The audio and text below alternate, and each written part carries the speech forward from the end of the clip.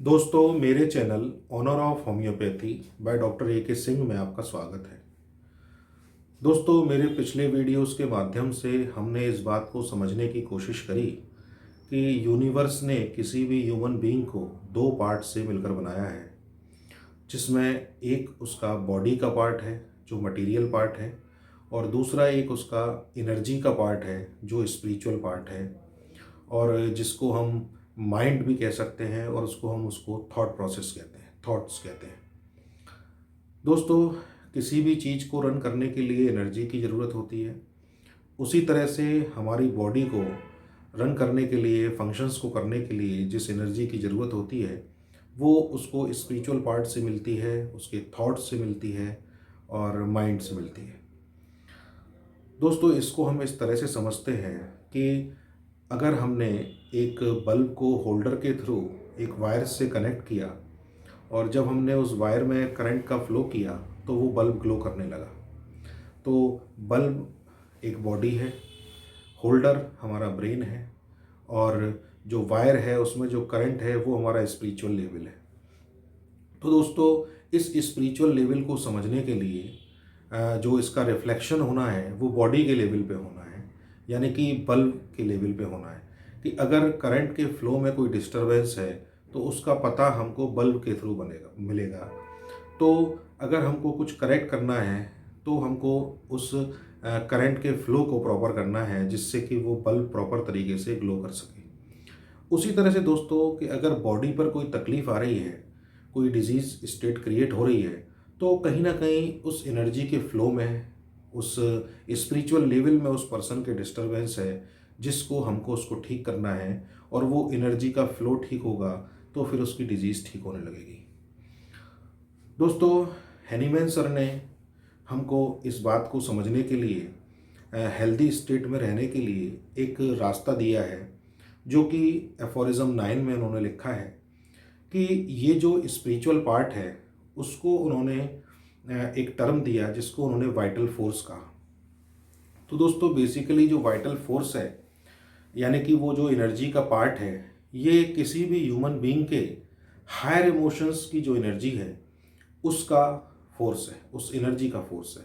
तो पिछले वीडियोस में हमने मेंटल फंक्शनिंग को समझने की कोशिश करी थी और हर हायर इमोशंस की एनर्जी के लेवल को समझा था। अगर हम इन हायर इमोशंस की जो एनर्जी है, अगर कोई human being in higher emotions में रहता है तो उसका जो एनर्जी का फोर्स है बहुत हायर रहता है, और यही हायर फोर्स उसकी बॉडी को नॉर्मल फंक्शनिंग करने के लिए रिक्वायर्ड है। यानी कि इतना फोर्स उसको मिलेगा तभी उसकी बॉडी नॉर्मल फंक्शन करेगी और हेल्दी स्टेट में रहेगी। लेकिन अगर इस एनर्जी लेवल में, इस फोर्स में कहीं कमी आती है, यानी कि वो नेगेटिव इमोशंस में चला जाता है, तो फिर ये बॉडी की फीलिंग्स और फंक्शंस में डिस्टरबेंस क्रिएट होता है। दोस्तों, स्पिरिचुअल पार्ट को और बॉडी के पार्ट को समझने के लिए यूनिवर्स ने किसी भी ह्यूमन बीइंग को दो चीज़ें दी हैं जो उसके अंदर समझदारी के लिए ज़रूरी हैं, समझने के लिए ज़रूरी हैं। पहला है फीलिंग और दूसरा है इंटेलेक्ट। दोस्तों, जो फीलिंग पार्ट है वो बेसिकली इस एनर्जी को फील करने का पार्ट है, क्योंकि इसको हम देख नहीं सकते, इसको हम केवल फील कर सकते हैं। और जो इंटेलेक्ट का पार्ट है वो हमको बॉडी के जितने भी फंक्शंस हैं या बॉडी से संबंधित जो भी हमारी चीज़ें हैं उनको समझने के लिए दिया है। जैसे हम बॉडी से कोई ऑक्यूपेशन करते हैं, कोई काम करते हैं, तो उस काम में हम कितनी इंटेलेक्ट लगाते हैं। हमारे जो सोशल और डोमेस्टिक रिलेशनशिप्स हैं, जहाँ जिस एनवायरनमेंट में हम रहते हैं वहाँ के एनवायरनमेंट में हमारे रिलेशंस कैसे हैं, इन सब चीज़ों को हम अपनी इंटेलेक्ट से मैनेज करते हैं। और हम अपने आप को और अपने इमोशंस को उस फीलिंग से रिप्रेजेंट करते हैं और उस फीलिंग से समझने की कोशिश करते हैं। तो किसी भी ह्यूमन बीइंग को अपनी फीलिंग्स को और इंटेलेक्ट को दोनों को ही समझना चाहिए। जैसे एग्जाम्पल से समझते हैं कि कोई पर्सन किसी के कुछ कहने पर गुस्सा होता है, उसको एंगर आता है, यानी कि उसके जो इमोशंस में एंगर आया, तो अगर इसको वो इंटेलेक्ट से इंटरप्रेट करेगा तो वो कहेगा कि उस व्यक्ति ने ऐसा किया जिससे मुझे गुस्सा आया, यानी कि वो दूसरे व्यक्ति की सारी कमी बताएगा। लेकिन उस गुस्से को जब वो फील करेगा तो देखेगा कि उसके गुस्से की वजह से उसकी बॉडी में जो डिस्टरबेंसेस क्रिएट हुए, उस गुस्से ने उसकी जो बॉडी की जो हार्मोनियस प्रोसेस है उसको उसने डिस्टर्ब किया। तो फीलिंग से हमको ये समझना है कि लोअर इमोशंस में हमको नहीं जाना है, और इंटेलेक्ट से हमको बाहर की चीज़ों को समझना है कि अगर कोई व्यक्ति हमसे कुछ कह रहा है तो हमको उसको इंटेलेक्ट से किस तरह से समझना है कि अपनी फीलिंग को डिस्टर्ब नहीं होने देना है। अगर अपनी फीलिंग हमारी डिस्टर्ब होगी तो फिर हमारी बॉडी की हार्मोनियस प्रोसेस डिस्टर्ब होगा और फिर हम डिजीज स्टेट में चले जाएंगे। क्योंकि दोस्तों एंगर का जो स्विच है वो हमारे पास है, और अगर हम किसी दूसरे ने हमसे कुछ कहा और हमें एंगर हो गए, इसका मतलब वो स्विच हमने उनके हाथ में दे दिया, तो हम डिजीज स्टेट में फिर चले जाएंगे। इसलिए हमको अपनी फीलिंग्स को अपने इमोशंस पर लगा करके रखना है और हम इस तरह से हेल्दी स्टेट में रह सकते हैं। तो दोस्तों हैनीमैन सर ने हमको ये एफोरिज्म 5 में इस बात को बताया, और इंटेलेक्ट के बारे में वो हमको एफोरिज्म 9 में व एफोरिज्म 5 में बताते हैं कि ह्यूमन बीइंग की इंटेलेक्ट किस तरह से यूज़ होनी चाहिए। दोस्तों हैनीमैन सर ने एफोरिज्म नंबर 16 के फुट नोट में हमको बताया है कि जो मोस्ट सीवियर डिजीज़ हैं वो इमेजिनेशन के थ्रू क्रिएट होती है, और आज हम इस इमेजिनेशन को समझने की कोशिश करेंगे। मैं आपको एक बच्चे की स्लाइड दिखाऊंगा, उसमें आप उस इमेजिनेशन को समझने की कोशिश करिएगा। इमेजिनेशन दोस्तों बेसिकली क्या होता है कि हमारे सेंसेस से हम किसी चीज़ की इमेज बनाते हैं जो रियलिटी में नहीं है, जो रियल में नहीं है, और उसकी इमेज हम बनाने लगते हैं, तो इसको हम इमेजिनेशन कहते हैं। और ये इमेजिनेशन हमको डिजीज स्टेट में ले जाता है। तो आज हम इस इमेजिनेशन को अच्छे से समझने की कोशिश करेंगे। उसके लिए पहले आप इस बच्चे के वीडियो को देखिए और उसके इमेजिनेशन को समझने की कोशिश करिए और उसकी डिजीज स्टेट को समझने की कोशिश करिए। फिर हम इस केस को पूरी तरह से डिस्कस करेंगे। भूत देखा था आपने? एक भूत दिखा था। अच्छा, क्या कह रहा था वो? कह रहा तो कुछ नहीं था। हाँ तो कुछ नहीं कह रहा था। अच्छा, कहाँ? बस यूँ कह रहा था, हाँ। मैं तो तुझे मार दूंगा। अच्छा, आपसे कह रहा था? अच्छा, और क्या कह रहा था? और कुछ नहीं। कहाँ पे देखा था? पीपल की पीपल के पेड़ के नीचे क्या कर रहा था वो? अमरूद खा रहा था वहाँ बैठ के। भूत? अच्छा, तो पीपल के पेड़ पे अमरूद खा रहा था बैठ के? तो अमरूद कहाँ से लाया था वो? एक दुकान से लाया था। दुकान से?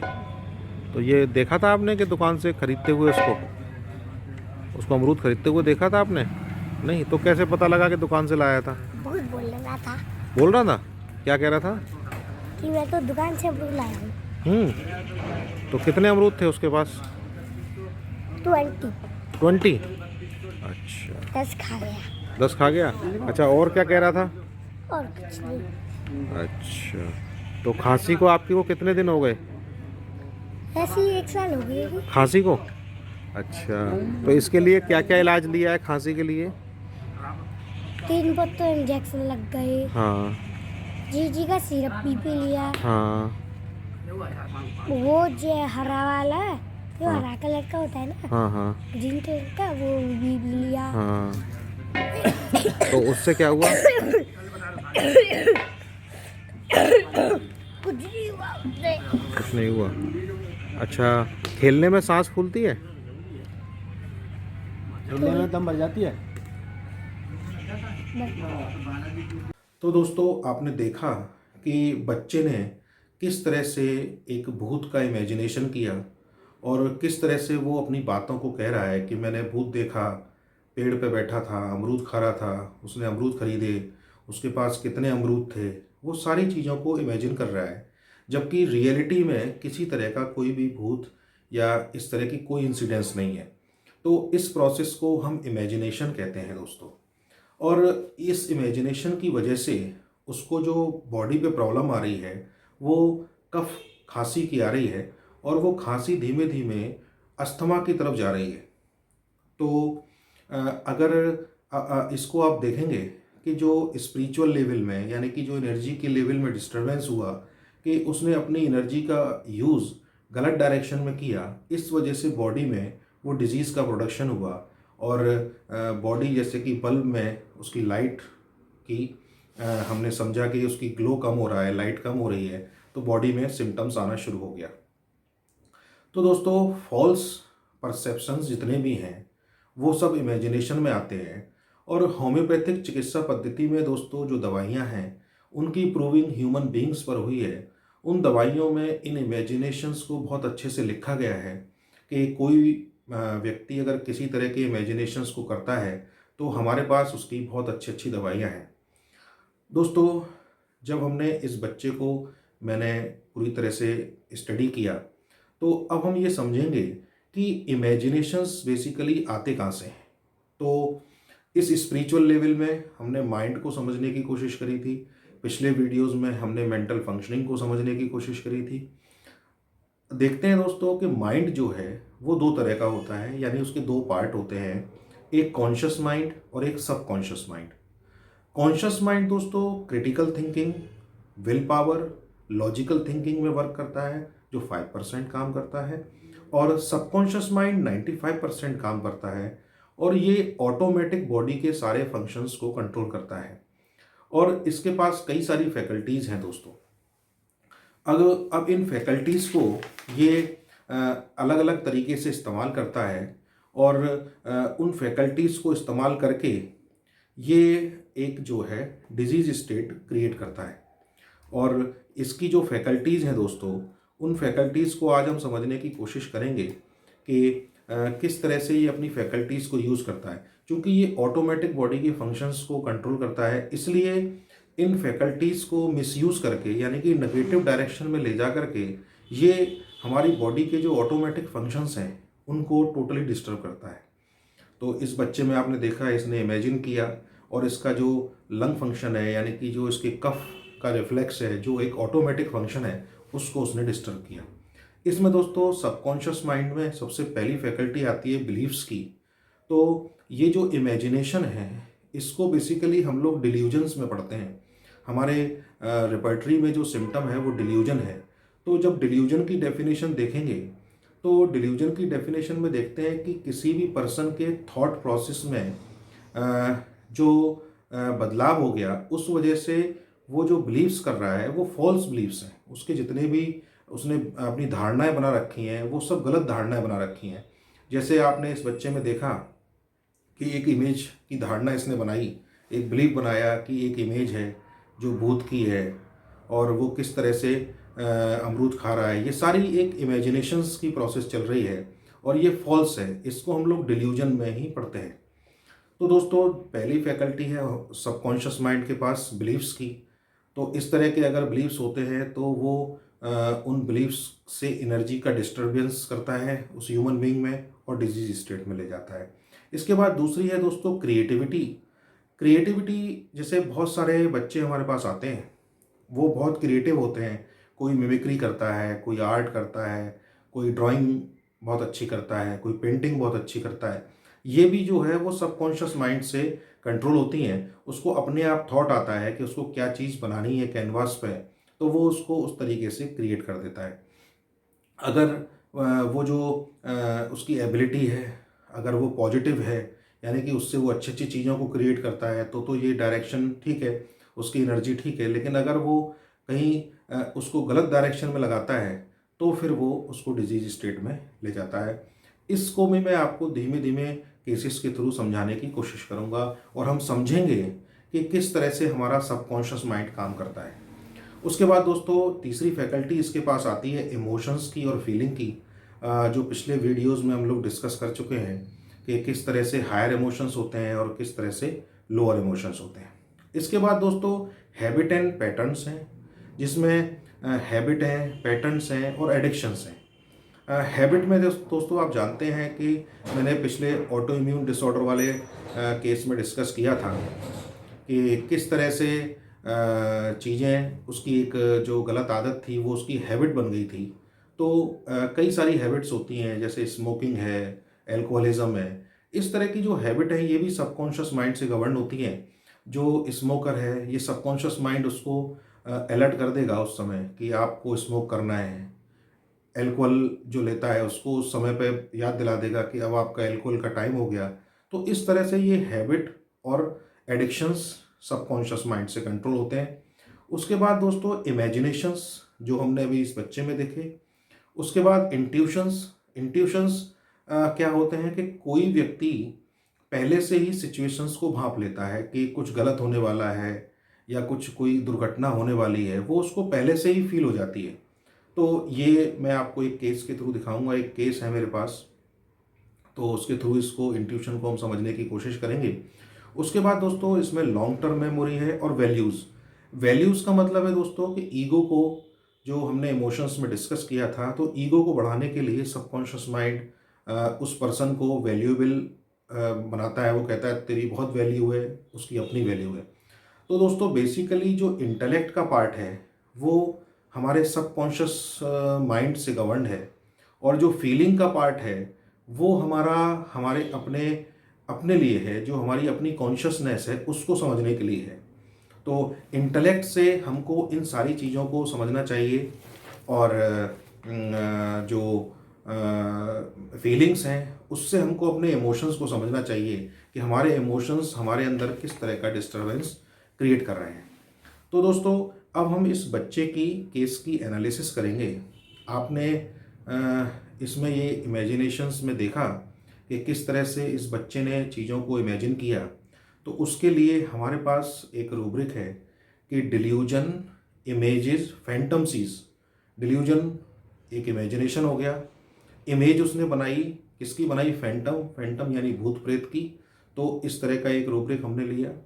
उसके बाद दोस्तों आपने देखा कि उस बच्चे का जो वे ऑफ टॉकिंग है वो एक फिलोसफिकल वे है। वो एक चीज़ों को बड़े लिंक से नरेट कर रहा है कि मैंने भूत देखा, भूत पेड़ पे बैठा था, वो अमरूद खा रहा था, उसके पास इतने अमरूद थे। ये सारी चीज़ें जो है वो एक लिंक के थ्रू बता रहा है।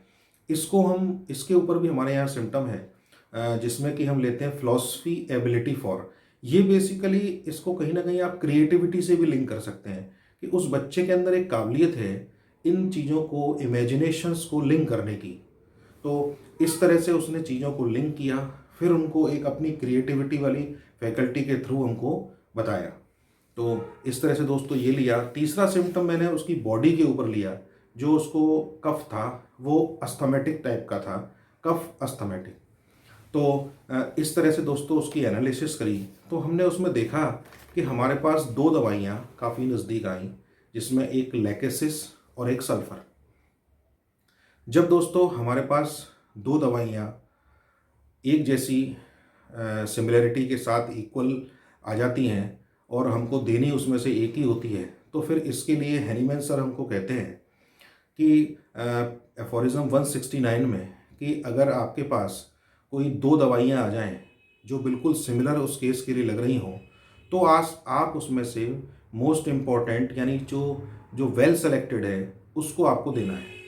अब इस वेल सेलेक्टेड का पैरामीटर कैसे हम लोग डिसाइड करते हैं दोस्तों, कि जब हम डीप स्टडी होम्योपैथी की करते हैं तो हमारे एक राइटर हैं डॉक्टर फेरिंगटन सर, उन्होंने जो अपनी बुक में लिखा तो उन्होंने बताया कि सोर्स ऑफ मेडिसिन क्या है। फिर हम ये जानने की कोशिश करते हैं कि वो दवाई आखिर बनी किससे है। तो जैसा जो लेकेसिस है वो दवाई एनिमल किंगडम से बनी है, जो स्नेक के पॉइजन से बनी है, और जो सल्फ़र है वो मिनरल ग्रुप से है, जो मिनरल से बनी है। दोस्तों हैनीमैन सर ने जो होम्योपैथी की ब्यूटी है उसमें जो पॉइज़न है स्नेक का, उस स्नेक के पॉइज़न को भी एक अमृत में कन्वर्ट कर दिया। यानी कि वो अब हेल्दी, वो लोगों को हेल्थ प्रोवाइड करता है, उन लोगों के लिए वो एक अमृत के समान है। यानी कि उसके जितने भी बैड इफेक्ट्स थे वो उन्होंने साइंटिफिक वे से कम करके केवल उसकी क्यूरेटिव पावर, जो ठीक करने की पावर है, वो हमको दी है। तो ये हमारी दवाइयाँ भी एक तरह से दिव्य औषधियाँ हैं। इनमें वो सारी हीलिंग प्रॉपर्टीज़ हैं जो इस तरह की डिजीज़ को ठीक करती हैं।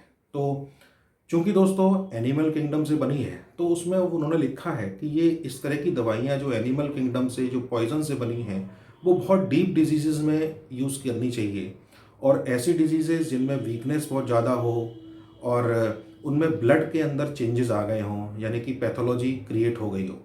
लेकिन इस बच्चे में दोस्तों इस तरह की कोई कंडीशन नहीं थी, कि इतनी वीकनेस भी इसको नहीं थी, आपने देखा, और इसकी ब्लड रिपोर्ट्स में भी किसी तरह की कोई प्रॉब्लम नहीं आई थी।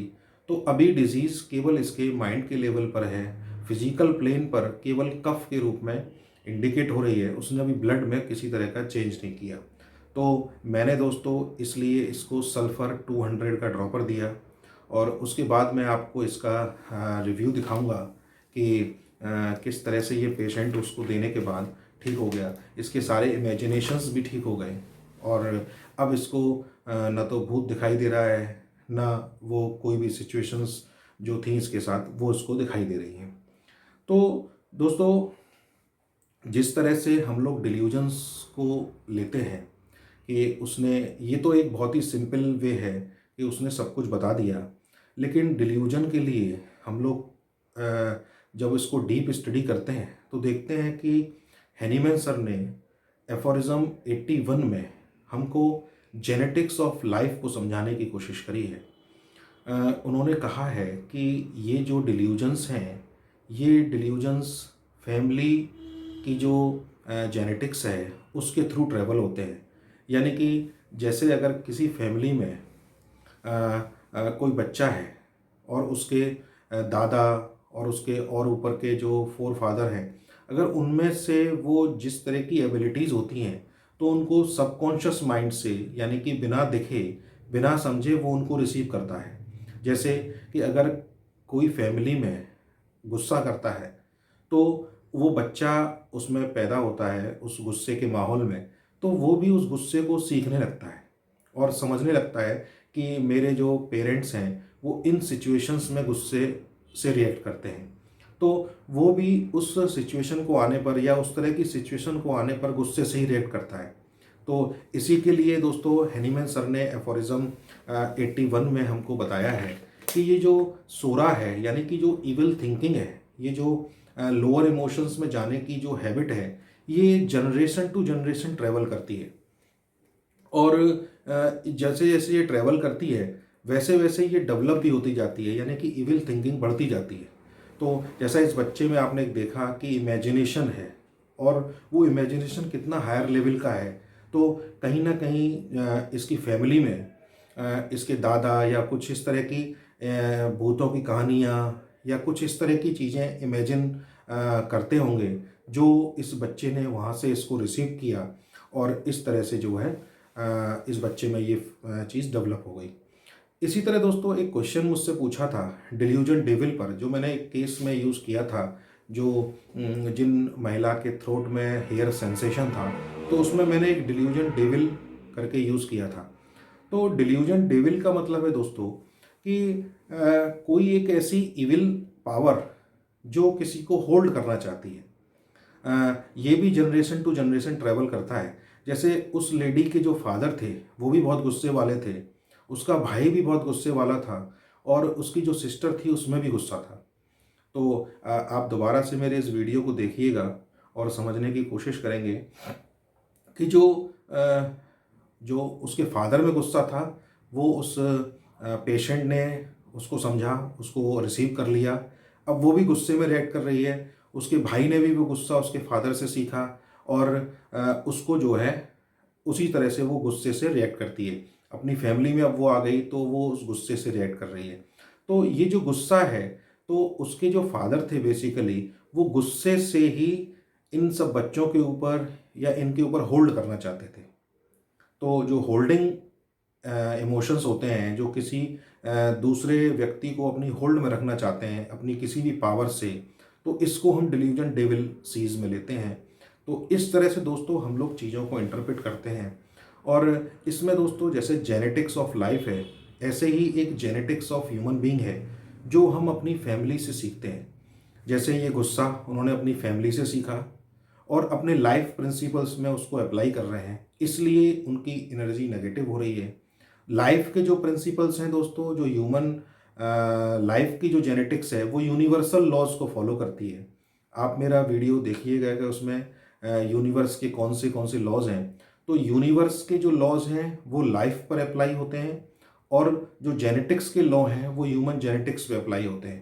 तो हम इन दोनों पार्ट्स को समझ करके जब पेशेंट को ट्रीटमेंट देते हैं तो वो इस तरह की गंभीर बीमारियों से निकल जाते हैं और हेल्दी स्टेट में चले जाते हैं। अगर हमने इस बच्चे को इसी स्टेज पे ट्रीटमेंट नहीं दिया होता तो ये बच्चा निश्चित रूप से अस्थमा में चला जाता और इसकी और भी गंभीर रेस्पिरेटरी प्रॉब्लम्स इसको हो सकती थी। तो इस वीडियो में दोस्तों इतना ही। अगले वीडियो में एक नई जानकारी के साथ आपसे फिर मुलाकात करेंगे। धन्यवाद। बता बेटा, क्या हाल है आपका अब? अच्छा है। पहले से खांसी कैसी है? अब थोड़ी सी सुधार है। अच्छा, भूख कैसी लग रही है? कमी लगती है। पहले से भूख में कोई सुधार? क्या? जब स्कूल जाता हूँ लंच में करता हूँ तो थोड़ा बहुत खाने का मन नहीं करता, इसलिए एक्स्ट्रा खा लेता हूँ। अच्छा, प्यास कैसी लग रही है? प्यास तो सबको लगती है ज़्यादा। नहीं, आपको कैसी लग रही है? जब लगती है तब थोड़ा बहुत पानी पीता हूँ। अच्छा। सोच के। अच्छा, जो खांसते खांसते उल्टी हो जाती थी तुमको, वो कैसी है अब? अच्छी है अभी। मतलब अब स्कूल थोड़ी घंटे बाद आती है वो। खांसी अब कब आती है तुमको? 1-2 घंटे बाद। 1-2 घंटे बाद? अच्छा, रात में जो आती थी पहले खांसी, वो अब कैसी है? ऐसी आती है। अब तो कम आती है। हाँ, यहाँ बैठो। अब तो कमी आती है थोड़ी बहुत। बताओ भैया, क्या हाल है इसका पहले से? सर पहले से मतलब तबीयत ज़्यादा बढ़िया है। हाँ। हमने मंगल को कहा था, मंगल को छुट्टी नहीं मिली, चक्कर में आया, इसको छुट्टी करके दवा दिलवाने लगा। अच्छा अच्छा नौकरी अच्छा। करने लगा, तो तुरंत दवा दिलवाने लगा। अच्छा, पहले इसको तुमने कहाँ दिखाया था? पहले अपने गाँव में घाव बटा था के पास, हाँ फिर खनौली दिखाया, भगत सिंह जी के पास, सौरभ जैन जी के पास दिखाया। हाँ फिर मुझे किसी ने सलाह दी कि आप सरकारी हॉस्पिटल ले जाओ। हाँ हाँ। जब मैं आपको दवा दिलाया था। अच्छा अच्छा। तो दोनों दवाइयों में, जैसे पहले की दवाइयों से और अब की इन दवाइयों से क्या अंतर है आराम में? सर अब आपसे दवा ली, उनसे काफ़ी सुधार है। हाँ, थोड़ा बहुत तो सुधारी है। ठीक है।